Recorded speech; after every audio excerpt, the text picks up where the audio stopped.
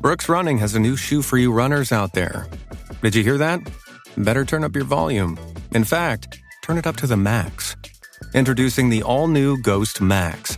It's got all kinds of things to make your knees and ankles feel protected, like Max Cushion, Max Soft Landings with DNA Loft V2 foam, and Max Smooth Rides with their Glide Roll Rocker. Feel better on your run with Ghost Max. Learn more at brooksrunning.com.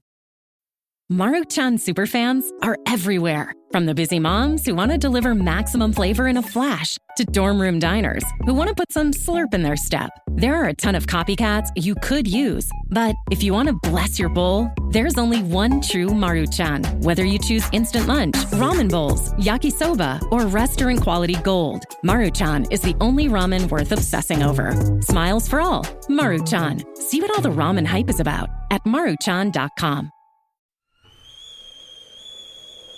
Oh, the kettle's boiled.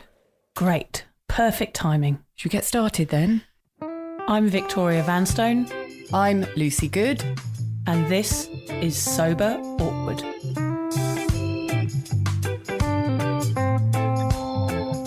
Right, Lucy, over to you. Thanks, Vic. So, whatever stage you're at on your sober journey, and Vic and I are at completely different stages, you'll know that life without booze can at times feel, what do you reckon? Awkward. Lucy and I invite you to listen to our podcast where we discuss the realities of sobriety, the good, the bad, the ugly, and the cringingly embarrassing. Our honest and open chats will help you discover what it really means to be sober. Yes, we're here like a dodgy bottle of port from your nan's drink cabinet to take the edge off sobriety. And together we can learn how to feel the awkward and do it anyway.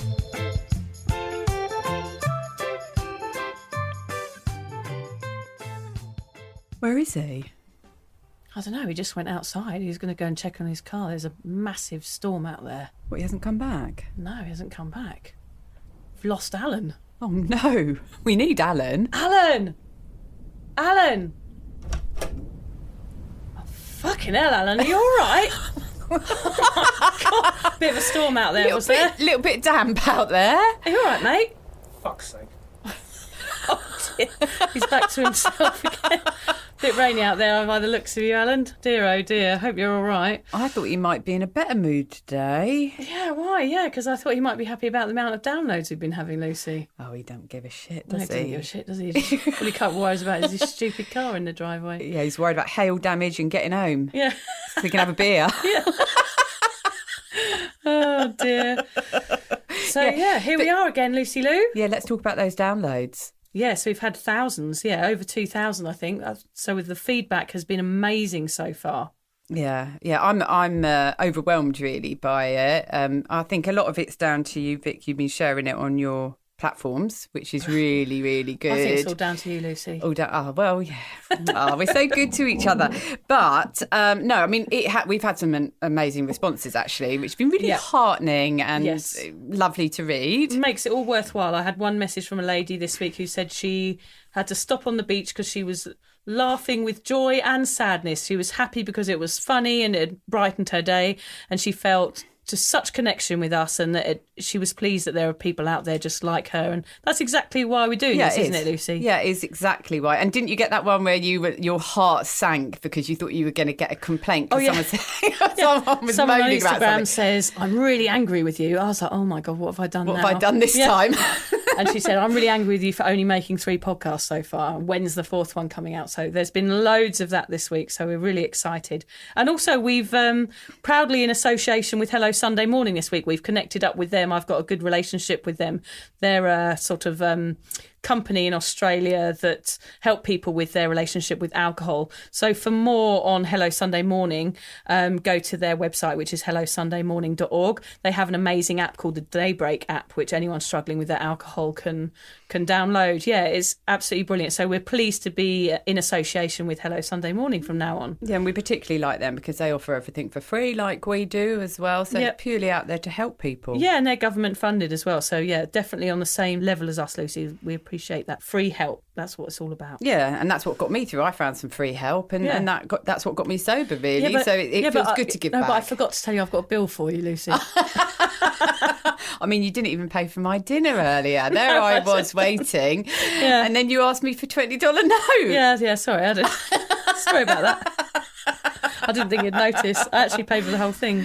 Anyway. Aww. Well, look, we were actually talking about sort of funny, not funny drinking stories, weren't we, while we were having dinner earlier? We were, because I was telling Lucy I was talking to a mate of mine in England, and we were talking about a time when I had gone out dressed as a underwater Bond girl to a party. It was a Bond-themed party. I wore a wetsuit with, with snorkel and mask and a dagger, like sellotaped on my leg. I can see it now already. And everyone, all the other girls were dressed up as like Bond girls, looking really beautiful, and I turned up like this kind of like frogman. Did you have flippers on? Yeah, I had flippers on and everything. That would have been hard after a few drinks. Everybody else looked gorgeous. I mean, I was raving on a stage in the snorkel at some point in the evening. That was kind of like when I came out of a blackout. Funny, not funny? Funny, not funny. And so me and my friend were talking about it, and I was laughing and saying, "Oh, do you remember when we went out and I was on that nightclub stage in flippers and a snorkel mask?" And I said, "Oh yeah, I remember going into a blackout and then sort of coming to as somebody in an apartment that I was trying to get into, where I'd forgotten where the house party was pouring a bucket of water over my head." And that's sort of where I popped out of my blackout and went, "Oh my God, where am I?" And then went back into a blackout and didn't realise where I'd been until I got the photos back like 3 weeks later, which obviously had to go to Snappy Snaps in those days. You had to send off your reel of film, old school. Yeah. And I remember getting the photos back, Lucy, and thinking, gosh, I couldn't really remember what happened that night, and going, oh my God, and looking at them, and there's a photo of me standing on a street, soaking wet because of the bucket of water, and I'm standing with a policeman, and he has a clenched fist, like he wants to punch me. And I have absolutely no recollection of it whatsoever. So what I reminded me that story, I was laughing about it, but then I actually had a moment of sobriety, clarity, where I went, actually, is that story funny? Like, is it funny that I was outside someone's house, rapping on the door, waking everybody up, and them hating me so much that they poured water on my head? And I remember always those nights started off with me pretending to be a good drinker, so that I would have good intentions, and I would promise myself that I would be going out for one and end up in situations like that. And that's so often the way, isn't it? And I mean, the reality is that you were probably a few minutes away and a few actions away from getting arrested that night. Absolutely. Not funny. Not funny. Definitely funny. Funny, not funny. Nah, just funny, not funny. No, I was definitely I may have even been arrested, Lucy, to be honest. I don't remember. The policeman was looking pretty angry with me, and his fist was clenched. But I'm sure at the time it was funny. Everyone was laughing, and you were sort of the one making everybody laugh. And, that was the way it was. But it isn't really all that cool, is it? And you did go out with your wetsuit and your mask and snorkel and your flippers, trying to be perfectly normal and have just one drink. But clearly that didn't happen that night, and it never really did happen at all for you or I, did it? No. We're not one drink people. We just couldn't do it. So that's what we're talking about today. We're calling it the Moderation Pixie, aren't we, Lucy? Yeah, and that will make sense. Good intentions that don't last. Look, I'm guessing most people who have found this podcast, all however many thousands of them, are like us, Vic. People that once they start have massive issues locating the stop button. We're the ones that mean to stay for a couple and end up staggering around the town at 3 a.m. with a Savoy in our top pocket. We never meant to get that pissed, but we always, without fail, did. So why are some people programmed to keep going and others can stop? Is it trauma-related, science-based, or just that our inhibitions have been soaked up by that first drink? Are some people more prone to heavy drinking than others? And why are we so mean to ourselves every time we fail? I'm not sure. I don't know why we both failed at moderation for years, Lucy. Why were we such reliable over-drinkers? Was moderation a total myth for us? Or is there something in our brains that makes us this way? In this podcast, we're going to tell you about our epic failures to moderate, how they made us feel, the methods we used to try to be sensible drinkers. We've even done a bit of research and share some science. We got our encyclopedias out, didn't we, Lucy? Our Encyclopedia Britannicas. Did, yes. Did some science. The volumes of them. Yes. The booze volumes. did some science research around moderation, which will help you understand that some people are more prone to overdrink than others. But most importantly, we'll talk about how our failed attempts at moderation were actually motivating us to get sober. And once the penny finally dropped, we realised that moderation was a complete myth for us. Everything changed. Keep listening, as you'll see that failing at moderation doesn't have to be a bad thing. It might be the beginning of something brilliant. So join us as we delve a little deeper, or a lot deeper, into the reasons why good intentions get elbowed out the way after just one drink, and why everything in moderation does not include booze. Well, not for us anyway, and probably not for you if you're listening. No. We hope that our own experiences with failing at moderation might mean your experience doesn't have to be so long and painful. So we've got some really good talking points. In fact, we've got way too many. We're going to have to try really hard to fit everything into our podcast this evening. I mean, we do like to chat, Lucy and I, don't we? We could go on about this stuff forever. I do find it fascinating, though, all the reasons why we are who we are. And I actually find it even more fascinating that by talking to one another about it, we're helping people. Yeah, and we're learning ourselves as well. It's like it's part of our journey, this podcast as well, because we are definitely learning. I mean, looking up things, scientific facts about moderation and stuff, I do find it very, very interesting. Yeah. And I mean, funnily enough, actually, because the first thing we're going to talk about is like what moderation looked like for both of us, or what our attempts of moderation looked like for us. What was it for you, Lucy? What was your attempts at moderation? How did that go? Not well. Yeah, I guess not. Okay, 25 years drinking, and realistically, probably about 15 to 20 years trying to moderate. Long bloody time trying to do something and failing all the time. And I think when I was talking in the introduction, then I referenced the stop button, and I always that is what it is for me. I was born without my stop button. I was just missing it because I do not know how to stop when I get started, and I bet that lots of people listening will resonate with that. To me, and I know you're the same, Vic, we were just talking about it earlier, I've got every right intention. When I haven't had a drink, my brain is thinking all the right things. My intentions are really good. It takes one drink for everything to change in my head.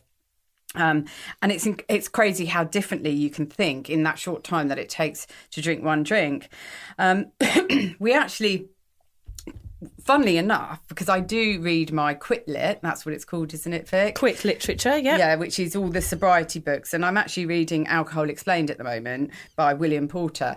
Last night, in fact, I was reading a chapter, just opening the book now, which is called I'd Rather Have No Drinks Than Just One or Two, which is just incredible that I was reading that the night before we're going to do this podcast. But basically, to make short of what he says, because if you've got a science mind, you'll love this book because it tells you what alcohol does to you. It put you off it for life. So it's a good book to have and keep referencing. Yeah, maybe we could reference the book I read last night. Where is the Green Sheep? Do you think that would help? That might help if it was green. What, they drunk too much? Yeah, sick. Yeah, passed out. Passed out behind the bush. Yeah, thanks for that. Anyway, that's really going to help us. At least we now know what you read last night. Yeah. Sort of the level of my brain at that time of night with the children. And that was without a drink. Yeah, that was without children. But anyway, can I go back? Sorry, Lucy. I was just amazed that I was reading this chapter. No word of a lie. Reading this chapter last night about moderation in this book. And basically what he's saying is that when you have a drink, your brain acts in a certain way and it causes you to feel anxiety. So once you've had your one drink or your two drinks when you plan to stop, you actually don't go, when the alcohol wears off, you don't go back to feeling like you did before you had the drinks. You actually feel slightly anxious and slightly depressed. And because you feel like that, you want to carry on drinking. And that is why it is so difficult to stop drinking after one or two, because you're kind of, I don't like the way I feel now, so I'm going to carry on drinking. I just wanted to throw that one in because I'm like, yeah, yes, it's fascinating, that isn't it? was part of my moderation. I mean, there's so many theories behind the reasons why we are rubbish drinkers. I mean, why we carry on doing something we hate for so long. There's got to be so many reasons behind it, haven't there? Yeah, there are. There's so many. And I mean, just reading that was interesting. And I know you've got some other bits as well that are quite interesting. But there was just one other thing that I wanted to add to that. Sorry. And that was I always remember when I was trying to moderate, I was so desperate to do it. If there was one wish I could have in my whole life, it would have been to be able to moderate. That is what I wanted more than anything in the world, to moderate with alcohol. So it was like a dream. It was like a daydream, really. It was a dream, and I tried for it and I couldn't get it. But if you gave me one wish, it would have been that. And what about now, Lucy? Now you're 7 months sober nearly. I mean, do you still wish one day you could be a moderate drinker? I would love to be, yeah, I'd love to be. But I absolutely know 100% I couldn't be. And that knowing, I guess, is enough, isn't it? Because you get to know your behaviour. You know yourself by now. You know yourself after 26 years of binge drinking, that behaviour is just so repetitive and boring, as we talked about in the last podcast. You know that behaviour, and you're just going to be kidding yourself if you think that's going to happen one day. I've got no intentions of trying to attempt that ever again in my life. Because that's what you've been doing for years. Yeah, what's the point? What's the point? But what about you? What about you? Tell us about your moderation and how wonderful you were at it. Yeah, I was amazing. One drink on the bus on the way home, that was it. Yeah. Not at all. I call it the Moderation Pixie because I felt like when I was drinking that there was almost like an outside force that was making me drink more. It was almost like a horrible little pixie cackling on my shoulder going, go on, you know you're going to do it anyway. Come on, join the party, have some fun. You can't moderate. So I would find myself at the beginning of an evening trying to ignore the pixie that was on my shoulder and trying to pretend to be a good drinker. So I'd sit with my first glass of wine, take a sip, with my pinky finger sticking out, looking all sophisticated, like something out of The Great Gatsby or something. Although I probably didn't look like that. I'm sure you pulled it off wonderfully. I think if you poke your finger out, it means you look like something out of The Great Gatsby. I don't know where you heard that, but okay, all That's right. how I felt. And I just thought, right, look at me now, look at me, everybody. I can drink this one drink very, very slowly. Look how good I am at moderating. But after that first drink, I was leaning into what the pixie had to say. And the pixie would be saying, come on, you know you want another one. Don't be boring. Enjoy yourself. You deserve another drink. So I would start leaning into him like, what's the pixie going to tell me? And by the end of the night, the pixie was my best mate. Yeah, everybody in the room. Yeah, I was doing the conga with him. He sounds like a right old bastard. It was a good laugh, actually.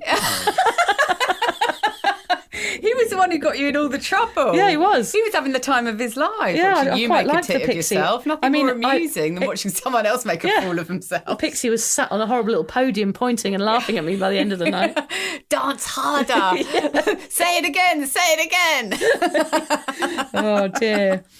I mean, I didn't like the pixie the next day. I can tell you that. I felt pretty awful. So what I'm saying is that my moderation was having one drink and then getting the bottle and then getting the other bottle and then just going into every other night. So it was hard. I think I was trying to prove to myself that I could moderate during that very short period of having that one glass, but then I never, ever did. Having that first drink meant I carried on. So I think in my brain, every time I went out, I was like, yeah, everything in moderation. That always comes up, doesn't it? Everything in moderation. So I thought I can be that person. Everything in moderation. I deserve to have a few drinks. Yes. But of course, that wasn't the case. And no. I mean, you just said something about, when in the time it takes to have that first drink. And I think that's really important here because it is quite incredible how everything can change in the time it takes to drink a glass of wine or a beer. Gosh, how can you change so massively? And when I have never done heroin, I will just put that out there, disclaimer, I've never done heroin. But I've obviously seen people take it on shows and on movies and things. And I often would liken that to how I felt after I had just one drink. It just was such a massive release. I could almost feel the alcohol running through my body and making everything feel a million times better just from that one drink. It's such a powerful drink and it changes everything. And if you're like us, you really can have brilliant intentions. One drink, what happens in that time is quite incredible, and it changes everything. And that's where the problem starts when it comes to finding the stop button and the moderation as well. It reminds me of those water towers. You know, the water towers you used to watch on TV getting exploded. Do you ever used to watch that? Like the crumbling of these... Oh, yeah, it was always on Blue Peter or something. I used to be up and solid like those water towers at the beginning of the evening. After that one drink, it was like I had been exploded. That is the difference. It was like everything had crumbled and I was like, my elbow was being twisted in every direction. I was like, yeah, let's go up to the bar. Why have another drink? Let's get the bottle and a round of shots. Yeah. There was nothing in between. It was like, I'm either going to do this or I'm not. I'll have one drink. Now I'm in. Let's party. And that's it. And it's just all over just like that, isn't it? But I mean, we do sound pretty weak here. Because we are weak. we go out and we're absolutely useless at moderating, can't handle just one drink, have to have the bottle. But we did try bloody hard, didn't we? And we had methods that we tried to moderate. And I think probably people listening are probably trying those methods right now if they're trying to stop. So we thought we'd share with you some of the ways we've tried to moderate in the past. None of them worked. No. But we're going to let you know what they were anyway. Want to go first? Yeah, so I tried water between wines to slow down. That was my way of... that old chestnut. Oh, yeah, that old beauty. That old load of old bullshit. Until you got too pissed and you were drinking a wine in between the wine. Yeah. Or a shot in between the wines. Water? What's that? Yeah. I know, it's ridiculous, really, because actually I saw probably... drank a lot of water, which actually made me feel sick. And I used to smoke a lot of cigarettes as well when I was drinking. Yeah. So a lot of water, a lot of wine, a lot of cigarettes. I was always vomiting, but then I would carry on. So it didn't make any difference how much liquid I was drinking because it was never going to make me better the next day because I'd always already vomited it all up anyway. So, I mean, it was never going to work. No, you were onto a losing. Yeah, I just went to the toilet more. Weren't you? Yeah, that was it. Well, you went to the toilet via the bar more. Yeah, that was it. It was like a circle. I went. Yeah, so that one doesn't really work, does it? A well-trodden path. Like yeah. I also tried sipping instead of necking, which. I mean, my ex-boyfriend used to call me the gulper. Yeah, my dad calls me that. Okay. How funny. No my dad way. calls me a gulper. Not so much with alcohol, but with any... With any drink? With any drink. I love a good gulp. So do you gulp orange squash as well? I gulp anything. I gulp anything as well. I'm Maybe a gulper. Well, funny... Oh, my God. A fellow gulper. A fellow gulper. But we're actually next podcast we're actually going to talk about traits of the heavy drinkers. Yes. And so maybe a big gulper could be included thirsty. in that. I'm really thirsty. Like if I've got thirst on, I'm going to gulp it down. Yeah. And it was the same with alcohol. It didn't make any difference. That drink was going down the hatch, especially if it felt like I'd really deserved it. I mean, a beer didn't last very long in the glass, I can tell you that. No. So sipping instead of necking never worked because I was really into it and I wanted to get to the next drink. So it never hit the spot. I was always the gulper and I just wanted to get that drink down. So even though I attempted it, it lasted probably one sip. Also, I tried being mindful of my first glass, which we've already talked about, pretending to be a normal drinker. So I was just trying to trick everybody that actually I could, moderate when of course I couldn't. Timing drinks was another one I did, not before 6 p.m, not on Wednesdays, not on Tuesdays, anything that made me look like I was trying. But I always wanted more. It never worked. No, what about you? Well, at least you gave it a go. I gave it a go. I pretended for as long as I could. But looking back, don't you think, God, you were getting nowhere close? I was getting nowhere. But at least I was trying. I don't know. I was obviously aware I was an overdrinker. Even though I was never willing to admit that to myself, I was aware of it. But because everyone's around you doing the same thing, I mean, it's impossible to point that out to yourself, isn't it? And we try so desperately for so long because we don't want to face facts that we have to give up altogether. Yeah, classic hiding behaviour. Yeah. Look, similar ones for me, Vic. Water, timings. Yeah. Eating a full meal before I go out. That's definitely going to help when I drink a litre of vodka. Yeah. That's really going to help. Also things like commitments. So, I can't drink too much tonight. I've got work tomorrow morning, or I've got to get up with the kids, or I've got the kids. Nah, didn't matter. After I'd had one or two drinks, I may as well have not been a mum. I may as well have not had a job. Nothing else mattered other than getting another drink into me. And that was just a feeling that got exacerbated the more that I drank. Why is it that those nights when you go out and you have really good intentions and you're like, right, I've got to work tomorrow, guys. I can only stay out for one drink. why is it those are the nights that are the best nights? Oh, yeah. They're the nights that you're like, I've got to go, but I can't because I'm having so much fun. Like, at least you think you're having so much fun. But is that because you know you're not going to get up in the morning already? Yeah. Like, do you sort of deep inside you know that you're never going to go to work tomorrow and you may as well just stay and and it sort of feels like a rebellion because you know you're not going to work, so you may as well stay out and have a good time anyway. You've dropped all the commitment that you made to yourself and you feel free, so you just keep drinking. Just keep going. And it happened so early on for me. You know, I didn't really get very far with that positive thinking that I was going to go home. You know, after 2 drinks, someone would say, oh, just leave the car here, or oh, don't worry about it, phone in sick. And that was all right. Yeah. That was it, done. I just needed a mere hint of a whisper. Yeah. And I was fine to carry on drinking. It was that bloody Pixie again, wasn't it? It's that bloody Pixie. Stay out, yeah. stay out, Lucy. I think he's got a brother. No, because I've got a feeling his brother was on my shoulder for all those years, little bastard. Because it was like that. It was like an outside force was trying to get me onto a different path than the one I intended to stay on. I can remember once going out for afternoon drinks with some friends, and I actually specifically put some food in the oven that had to come out an hour and a half later to make sure that I got, because if I didn't get home it would have burned and it could have set fire to the oven. I don't know what might have happened, but that was the only way I knew I'd go home. But I think I may have gone home, turned off the oven and gone out again. So I was getting to the point that I was doing some quite ridiculous things to try and limit and moderate and put boundaries around my drinking. Like you, Vic, none of them were working. Looking back, I kind of thought I was making a dent in it, but I wasn't.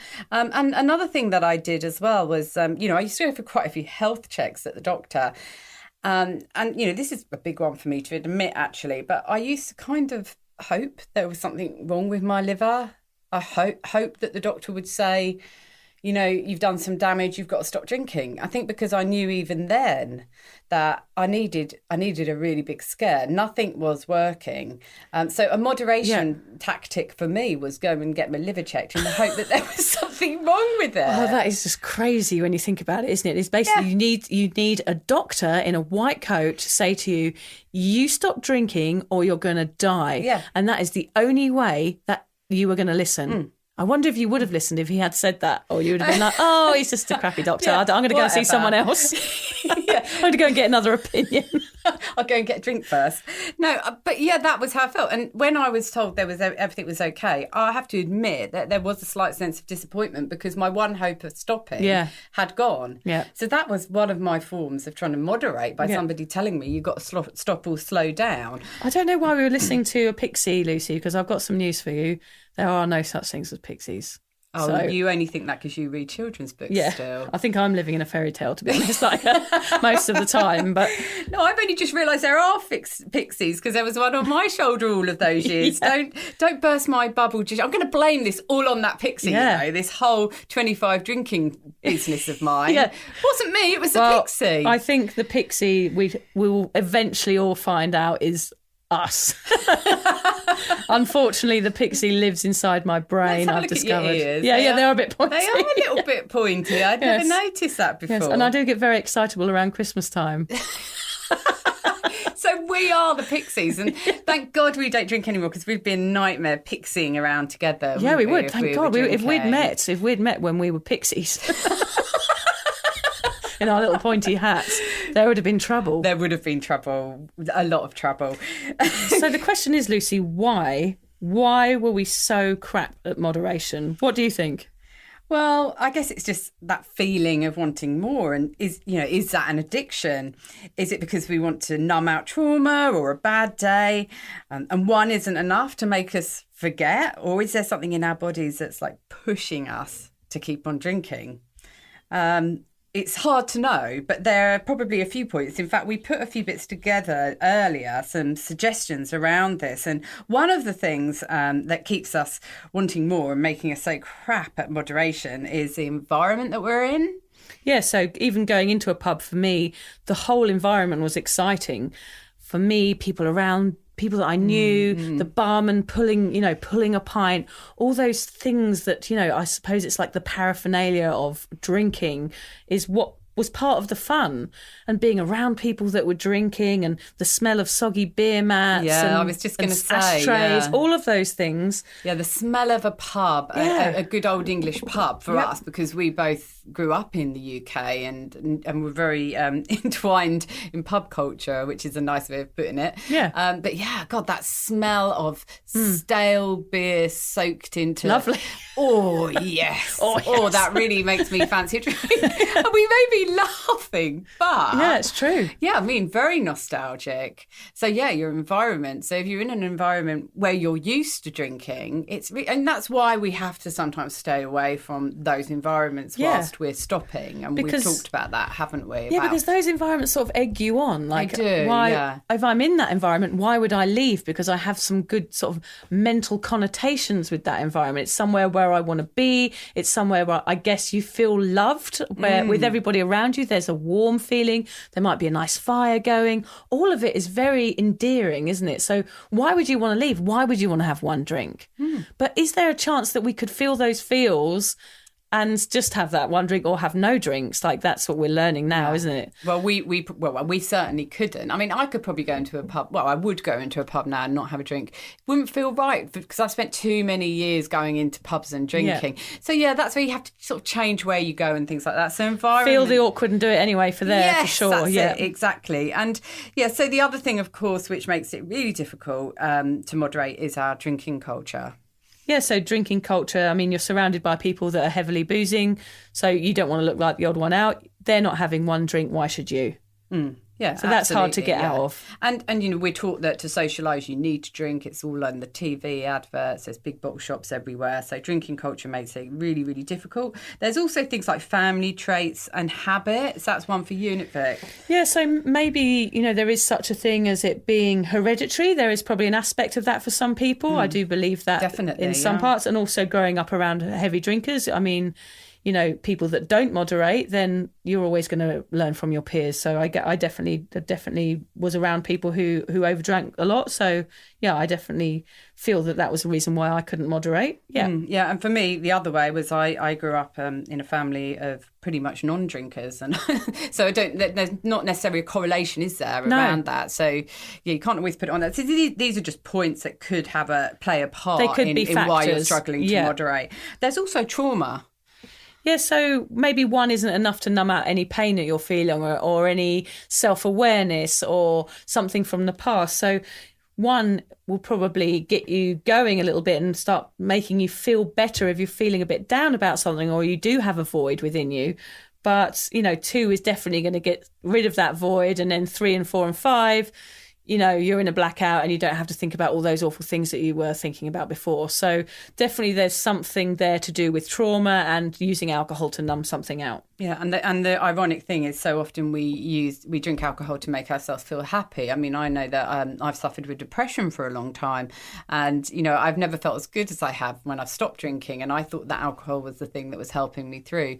The ironic thing is, and also I'm reading in this Alcohol Explained book that I've got in front of me, it's a book of the week by William Porter, you know, that it does make you feel more depressed, and so you think you're drinking to feel better, to get rid of your depression and your trauma, but it's going to do nothing but make you feel worse. Yeah, that's fascinating, isn't it? Yeah, so after a couple of drinks, you actually feel worse, which is why you have to carry on drinking. Gosh, that makes sense, yeah. Totally makes sense, doesn't it? And can I just say again, how weird that I was reading it last night in bed and just before this podcast. Okay, and what about, we've got a little bit on this, actually. We want to talk about the physical addiction. Yes, so... We want to take some of the blame off of us. Yeah, take the blame off us. Nothing to do with us, it's where we were born. My sister Louise, shout out to Louise, she's 20 years sober. She got sober through AA. She was a very similar drinker to me, a binge drinker, and she went to AA 20 years ago. She's now, I think it's like 22 years. I actually phoned her this week to ask her opinion on moderation, and she told me about a chapter of the AA Big Book, which is called The Doctor's Opinion. And I'm going to read you what she said. So this is my sister Louise. Once you take that first drink, you set up a craving that is impossible to resist. They talk about it being an allergy, and that it really makes sense to me. The penny dropped, and this realisation that if an alcoholic was a person who once take a drink, sets up a craving and can't stop, then that's me. That's what goes on in my body every time I take a drink. It doesn't mean I'm lying in the gutter drinking a bottle of vodka. It's just when I take that first drink, there's a physical change that I become powerless over alcohol. It's that simple. It also helped me to have some compassion for myself, to realise that I am one of those people who has an adverse reaction to alcohol. You either do or you don't. You can either drink in moderation or you can't, and that's it. So that comes from doctor's opinion. So what Louise says is that it made her realise that it definitely is the first drink that does the damage. If you don't pick up that first drink, you can't get drunk. It's that simple. It also made her realise that the word alcoholic, as it is understood before, with all its judgments and stereotypical imagery and associations, was merely in fact a description of a person who has an allergic reaction to that first drink, rendering them powerless over alcohol. After hearing this explanation, my sister realised that she perhaps sat on that alcohol spectrum, and she stood up in her first AA class and said, "I'm Louise and I'm an alcoholic." And that was 22 years ago. Go Louise. Go Louise, yeah. A little shout out for Louise. Amazing. She's amazing. Years, yeah, amazing. So that makes me wonder if the definition of an alcoholic is actually someone that can't moderate.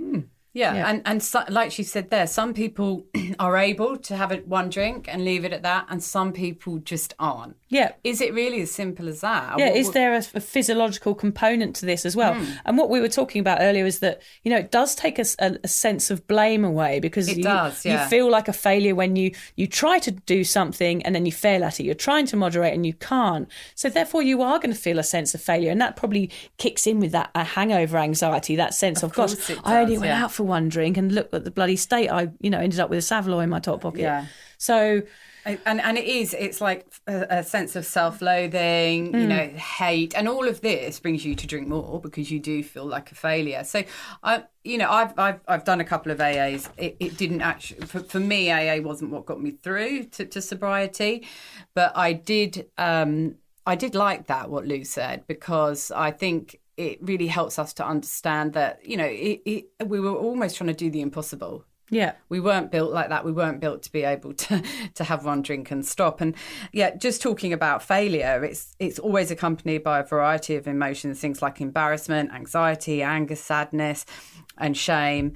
And those feelings, they're so uncomfortable, and many people will do anything they can to escape that emotional turmoil. We pick up a drink and we try again because we just can't imagine life without alcohol, and we don't want to have to face the fact that we're failing so much in this thing that we're so desperate to do. Yeah. And what was my one wish of all time, I just couldn't get it, and I tried and I tried.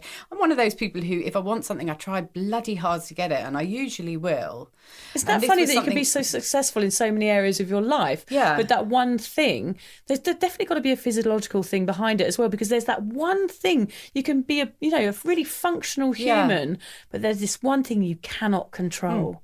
And funnily, and even a functioning alcoholic or a functioning heavy drinker, I was definitely a high functioning drinker. I was able to work, build a business, be a mum, all of this stuff. That's quite a feat. Yeah, I couldn't stop after one or two drinks. It was just impossible. And so hearing that from Louise, I think it helps me to understand. I wish I'd heard it earlier. Yeah, I think it's a variety of components, though, isn't it? It is that, and it is many other things. It might not be that for you. It might be that for someone else.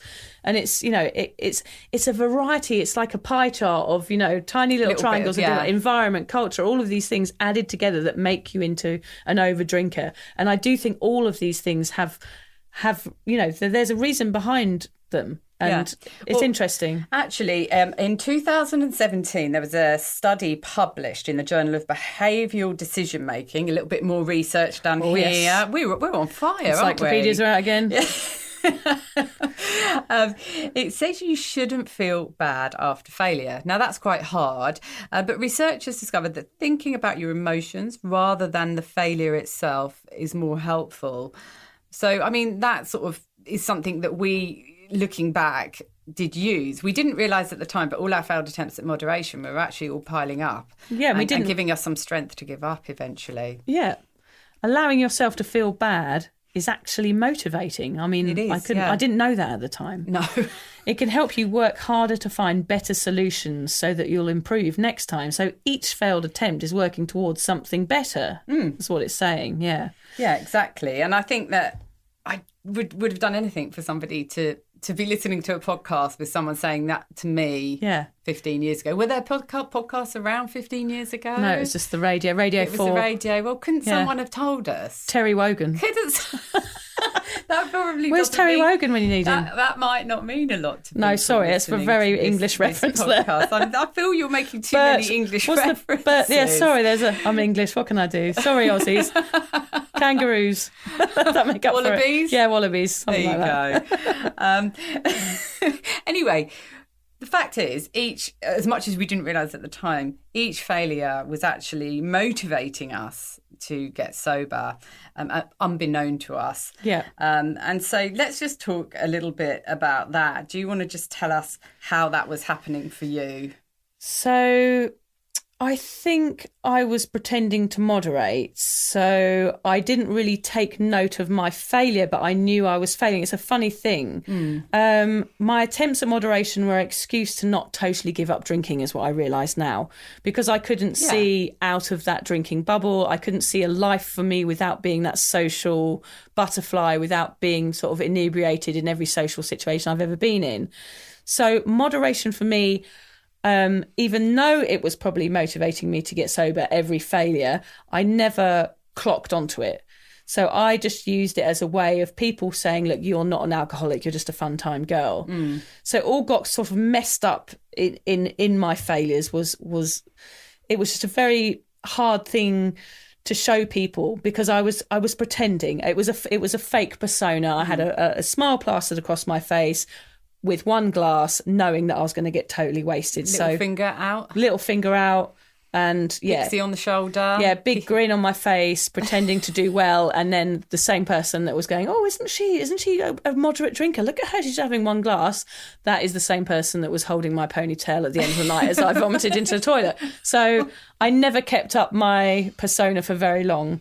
But I guess all of those moments were what brought me to this point now, which is interesting, isn't it? Pretending to moderate while I knew I couldn't, but in the back of my mind, probably at least I was trying. You were trying, and a really genuine attempt. It's only looking back that you can say it just. They were genuine for about 5 minutes. But there is that good intention. That's why it's so crazy that it goes so wrong. So quickly. Yes, I'm going to do well. I'll be on the bus going out, I'm going to do so well tonight. I'm going to drink well. I'm going to be so, just have one, and then I'll remember everything, and then I'll just pop on the bus on the way home. But it wouldn't. I'd be at an after party, rolling around in the bush. So it just never happened. There seems to almost be a correlation about how if your intentions were ultra strong, then you would make an ultra mess of the night. Yeah. However hard you tried with your intention, the more wrong the night would go. Yeah, it's true. Wouldn't it? Yeah. I think you've put so much thought and effort into it. I'm going to do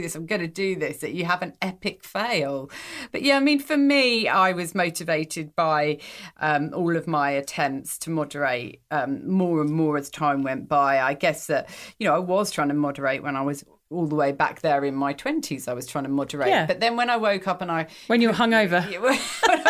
They're the best moderations. Yeah. Oh, definitely. I'm not drinking today. Well, I'm at least not drinking for the next 2 hours. Oh, hold on. It might make me feel better. Yeah, what do you say? Got a can of Red Stripe? I'm in. Hair of the Dog. I mean, Hair of the Dog was... maybe we should do a podcast about that, because... Yeah. Oh, God, that was the only thing that got me through sometimes. What a terrible thing that was. But yeah, I mean, in your 20s, when you haven't got kids and you haven't got that much of an important job, you can get away with not going into work, or just going to work and just like hanging at your desk doing nothing. Yeah. When you get older, it's not a good look anymore. Maybe people didn't do that though, Lucy. Maybe it was just you and I that did that. It probably was. People had quite functional lives in their 20s compared to us, whereas they were probably learning and educating themselves and furthering their lives. Bettering themselves. Yeah, I was just watching Countdown in bed, like with a terrible hangover, or organising to go out. So making sure you got out before the bottle shop closed. Yeah, exactly. Yeah, so actually, there are people out there that probably had very successful 20s and 30s. I'm sure they did. Where they weren't drinking like we were. And as we've worked out, our lives were just a complete act. Yeah. But yeah, I mean, for me as well, each one was getting worse. Each attempt and each failure was making me feel worse and worse. And as you have kids and a family and you've got a job that you have to get, you've got responsibilities, financial responsibilities and responsibilities to your kids. And these failures, which may be just the same as the failures of 10 years before, they just seem so much worse. I mean, I know my anxiety definitely got worse further along I went with my drinking, but also my children who are now teenagers were becoming more aware. So that epic fail at Moderation was emphasised by the fact that they knew all about it. They'd seen me be drunk, and that was something that I really hated. So yeah, I mean, as time went by and each failure hit blow by blow, they were getting worse and worse. Yeah. So yeah, that anxiety, the same as me. I mean, it's amazing how long you can ignore that for and blame it on other things, but that really is your body crying out for help, like to say, like, moderation is failing. My body was screaming at me from within to stop moderating, I guess, because moderation wasn't working. So therefore I was causing myself to have massive anxiety. So now we've looked at the reasons why moderation doesn't really work and how really it is that first drink that sets off the craving for more. Now perhaps we can try and understand why attempting moderation and failing at it isn't actually a total waste of time. It can motivate us, and it is a hugely important part of this sober journey. I think Lucy and I struggled. Our struggle was to moderate are really the reasons why we got sober. Yeah, they are, absolutely, because if we hadn't had that many failures and that many disasters and that many times that it was sort of you hate yourself in the morning, you would just carry on drinking. But really, looking back, we needed to have those struggles to say enough is enough. And I think for me, one of those moments of I'm really over this is that and this really resonates with what you just read out from Louise, is that I realised that I was trying to achieve the impossible. I was not capable of moderation. And what Louise, the quote that Louise gave you to read out today is actually saying that some of us are physically not capable of it. I didn't realise that. Had I known that earlier, it might have been a different story. But I just couldn't do it. And I tried and tried. And just another thing as well that I think is quite relevant here is that I actually stopped for 3 months, probably about 2 years ago now. And it was the longest I'd stopped drinking ever, other than when I was pregnant. And so after the 3 months, I had very good intentions, I'm sure you can imagine, of going back and being a moderate drinker. I thought 3 months of not drinking, I'll go back into it. And, I'm going to be this drinker I've always dreamed about. Finally, my dream's going to come true. Yeah. Oh, man, did that not happen? I just went back into drinking with exactly the same vigour and enthusiasm that I left it. And I actually found it much harder to be in that time when I'm moderating my drinking. It was just so much easier just to have given up altogether. There was just a clear line. I knew where I stood.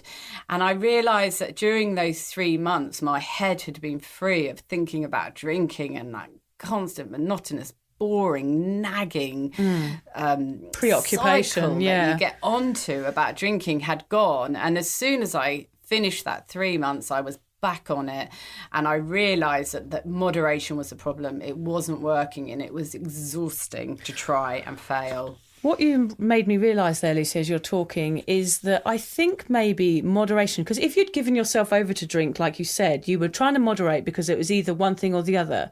So maybe moderation is actually what saved you, because what you're saying is if you hadn't tried to moderate, it was the only other option was to completely give yourself over to alcohol, which meant you would have gone down a really, really quick spiral.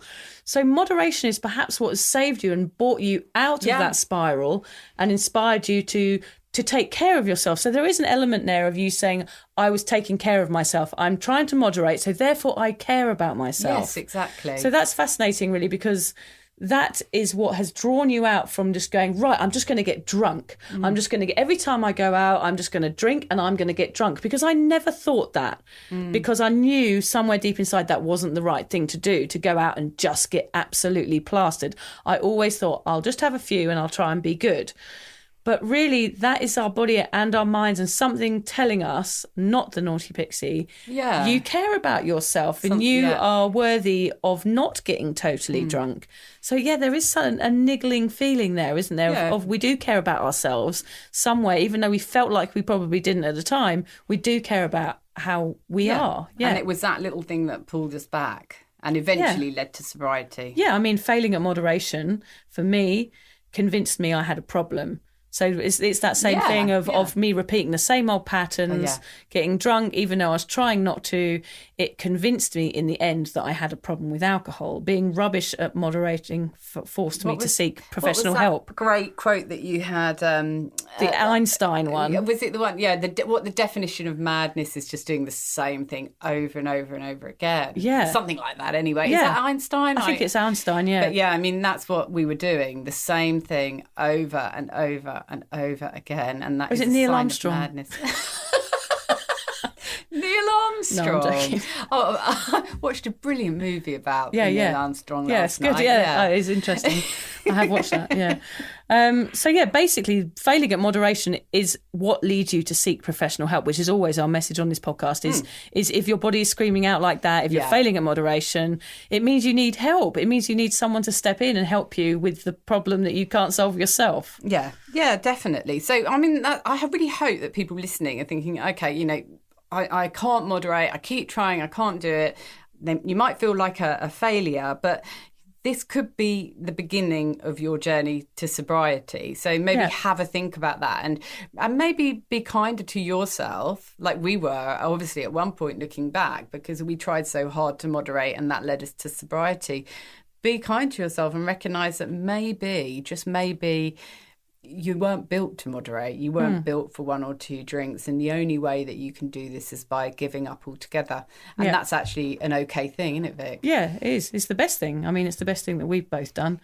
And admitting that we can't moderate is what's led us down this path, I guess. Yeah. Well, we couldn't have done that. It's a really crucial point. Yeah, it's crucial. I can't moderate, so I'm going to stop. Yeah. Simple as. Yeah. And that's the only way forward for a lot of us. Yeah, and we've talked about here a lot of these, the science facts, all of these reasons why, environment, culture and everything. But really, what it comes down to is you taking responsibility for yourself and you reaching out for help. And no matter what science or otherwise, it has to be your choice to stop. And I think, we blamed ourselves, we blame all these things, but actually it's always going to come back down to you. It is, yeah. And you are the only one that can solve your problems. Like I found out that I was blaming everything around me. I was like, if I go into a pub, I'm going to have to drink. If I do this, I'm going to have to drink.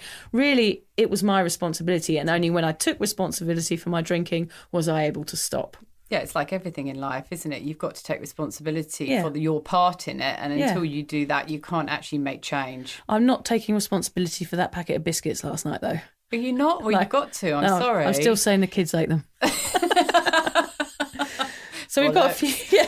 We've got a few tips and takeaways from our podcast we always today. Do. We like our little roundup, don't we? Yeah, we do. So I think I'll start. Shall I, Lucy? Yeah, go for it. Don't beat yourself up about failing at moderation. It's all part of the process of becoming sober. And all those emotions you're dealing with when you do fail at moderation are really there to motivate you into making some changes. So listen to the feelings and try to learn from them. Remember, according to AA, there is a physical element to alcoholism too. So don't be too hard on yourself. Your brain is designed to want more after that first drink. It's not your fault, but it is your responsibility to make the changes. And if you're struggling with moderation, it might mean you have a problem with booze. Then the best advice we can give you is to seek support. Find someone that can help you uncover all the reasons, be them physical or mental or anything else, as to why alcohol is no longer working for you. You know what I'm going to say now, don't you, Lucy? Go on. The only way to stop the cravings for more is to not have one. Fair enough. Yeah. If it really is that first drink that does the damage, then the only way to stop failing is to stop drinking completely. Oh. It's disappointing, isn't it? Yeah. Everyone's going to stop listening. Yeah, sorry. Now. Yeah, sorry, people. That's always going to be what we say. We're never going to say anything different. I'm sure I can speak for Lucy and I when I say we both wish we'd acted sooner and not wasted so much time trying to moderate and so much time failing at moderation. trying to achieve the impossible couple of quiet night drinks out meant we just felt like failures for many years. We really did, yeah. We chose to ignore the obvious signs that we had a problem with booze because we wanted to fit into our environments and modern day drinking culture, and we daydreamed of being normal drinkers and just normal in general. Yeah. We never quite got there with that last bit, did we? No. We wasted so many years and many tears wondering why we weren't like everyone else when we could have been enjoying the amazing sober lives we have now. And we really do. Yeah, we do. I sort of sound like I'm preaching a bit there. That's all right. We can preach a little bit. Yeah. Well, I mean, we're happier. I mean, yeah, do have. We don't want to make people feel like we're depressed after giving up drinking because we're certainly not. No, life is way better. Yeah, so don't keep failing. Listen to your body and be kind to yourself. Stop moderating if it isn't working and spend that time reading up about sobriety instead. I heard a nice quote today. Oh, go on. You do like your quotes. I do love a little bit of a quote. Sometimes the bad things that happen in our lives put us directly on the path to the best things that will ever happen to us. So you never know. Not having that one drink might be the best decision you ever make. Yay. Definitely. Yeah. The best decision. Well, we're going to start a little book recommendation at the end because me and Lucy are big readers, and even though I never have time to read, I do try to when I can. I chatted to the lovely Lotta Dan this week. She's going to come on the podcast at some point. She knows a lot about moderation.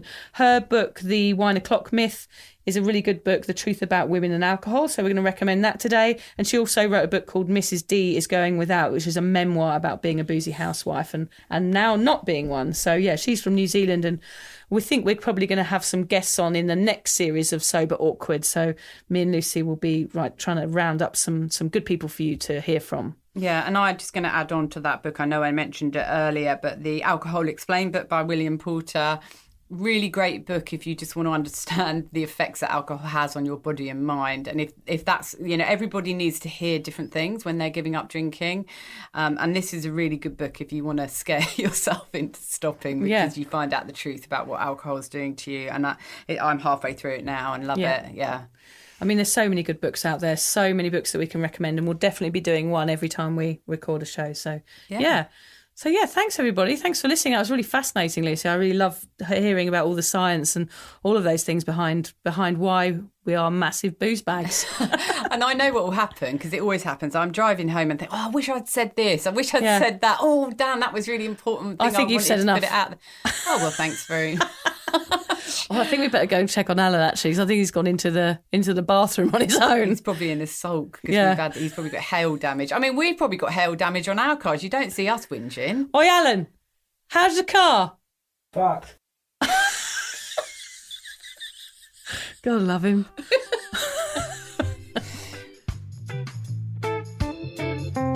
Thank you for listening to the Sober Awkward podcast.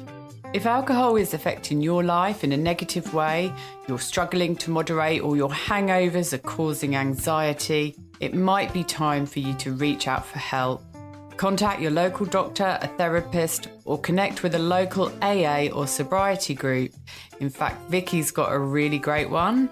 Yeah, it's the Sober Social for Sober Curious Women. You can just search for that on Facebook. Lucy and I will both agree that even though this journey can be awkward, it's definitely worth it. And if we can do it, then you can too. For more support around sobriety, head to my website, drunkmummysobermummy.com. And Lucy runs an online space to support and inspire single mums. Find out more at beanstalkmums.com.au. Finally, if you've loved the Sober Awkward podcast, don't forget to subscribe, rate, give a review, and share it with your mates. But don't worry, we won't be angry if you don't. I might be a bit angry, Lucy. Can't say that. No, they won't mind. No, it's just rude.